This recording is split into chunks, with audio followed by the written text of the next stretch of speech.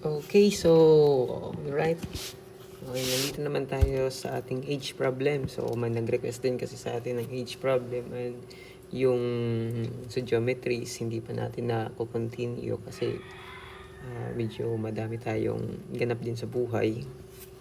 So, dumako muna tayo kasi medyo madali lang tong age problem na to compared dun sa mga Yung mahirap lang dito is how will you analyze this age problem based on the statement given. So dito, Abigail is 6 years old. 6 years older than Jonathan. So si Abigail is mas matanda ng 6 na taon kaysa kay Jonathan. 6 years ago, so 6 years ago, 6 years yung nakaraan. 6 ago is past. 'Di ba? Past kasi ago. She was twice as old as him. How old is each now? So, ito yung nagpapalabo dito sa mga problem na ito Ito yun She was twice as old as him. And kung hindi mo maintindihan or how will you deal with this statement, yun yung nagiging problema mo pag hindi mo yan na-overcome. So, dapat ma-overcome mo yan. Okay, so tatry natin i-solve yan. So, maglagay tayo muna dito kay Abigail.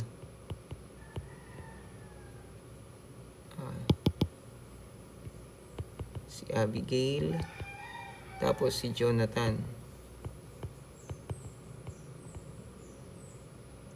Tapos lagay tayo dito ng bracket or table.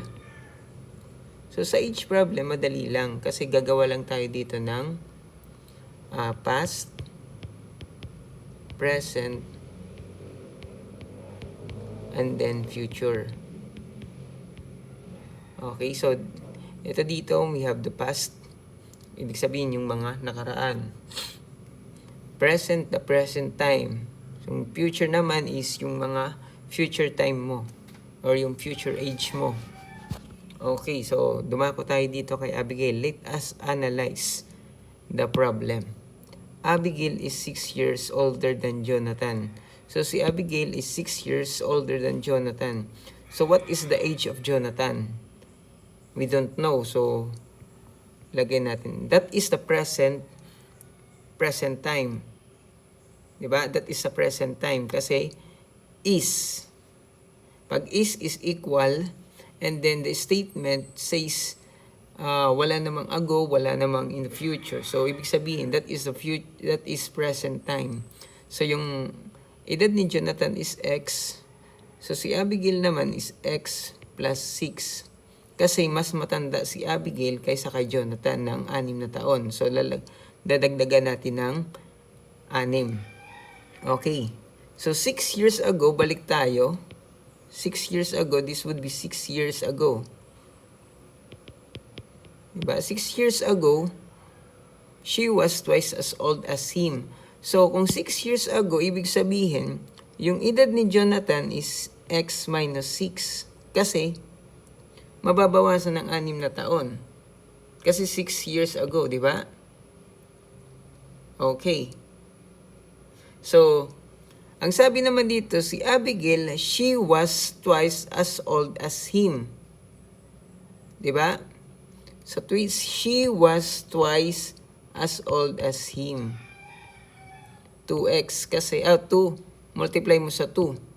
Kasi, twice as old as him. Twice. Okay?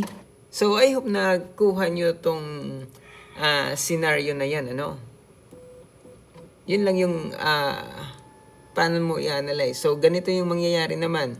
How will you equate the equation? Ang edad ni Abigail may X plus 6 minus 2X minus 6. Yung edad niya is equal kasi ito mamaya, X minus 6. Okay. Paano ko nasabi yan? Kasi itong value, that is 6 years. Ito naman is 6 years. Paano naging 6 years yan? 'Di ba? Yung edad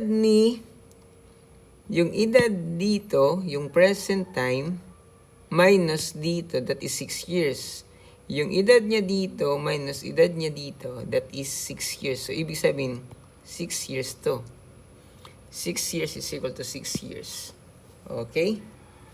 So, ganun yung isosolve natin. So, elaborate na natin. X plus 6 minus 2x minus, or this would be plus 12 is equal to x minus x plus 6. So, this would be cancelled kasi x minus. And then, ito magiging minus x. Ito naman magiging 18 plus 18 is equal to 6. So, this would be negative x is equal to 6 minus 18. Okay, so 18, this would be negative 12. So, negative 12, may negative dito, magiging cancel out. So, x is equal to 12. Okay? So, ito yung edad ni Jonathan. Yung tanong kasi as, how old is each now? How old is each now? Ibig sabihin, yung tinatanong dito is ito yun. Present time. Jonathan's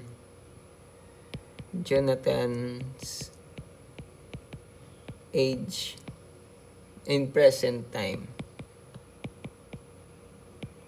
In present time.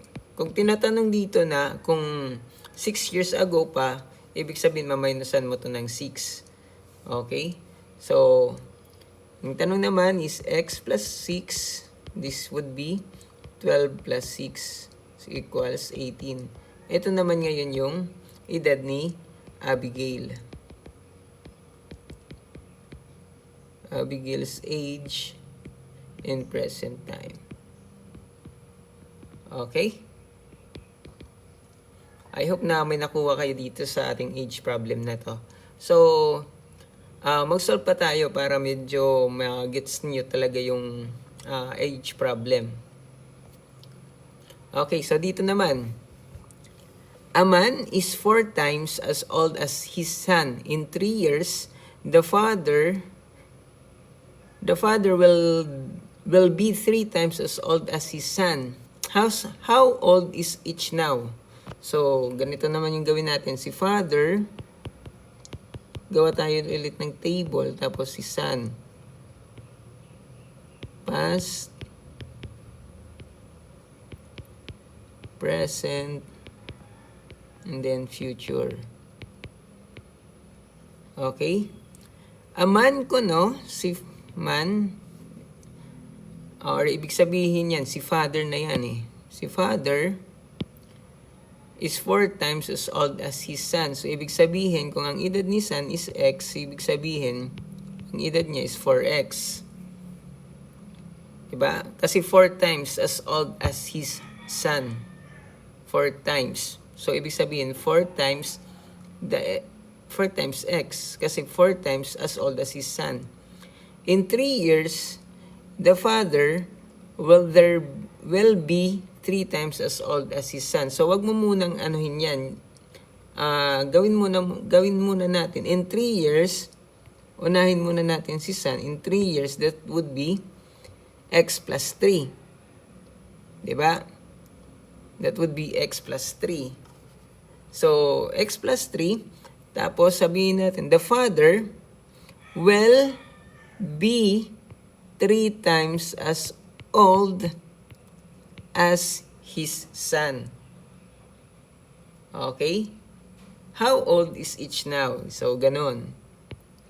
Equate naman natin to. This would be 3x minus 4 is equal to 4x is equal to x plus 3 minus x. Okay? So, cancel out na naman to. Okay, so 3x plus 9 minus 4x is equal to 3. Okay, so ang matitira dito, this would be negative x is equal to 3 minus, lipat natin yung 9 sa kabila, magiging negative. So, ibig sabihin, negative x is equal to negative 6. So, x is equal to 6. Okay? So, this is the sun's age in present time. So, yung edad naman ni Father, that is 4x, is 4 times 6. That is 24. Father's age. Okay? So, ganun yung pagsosolve natin dito sa ating age problem. So, bakit wala na tayong dito sa past? Kasi wala naman naka-indicate dyan sa statement na in a past na edad. Diba? So, ganun yung pagsosolve natin. So, magkita-kita ulit tayo sa ating susunod na type of problem.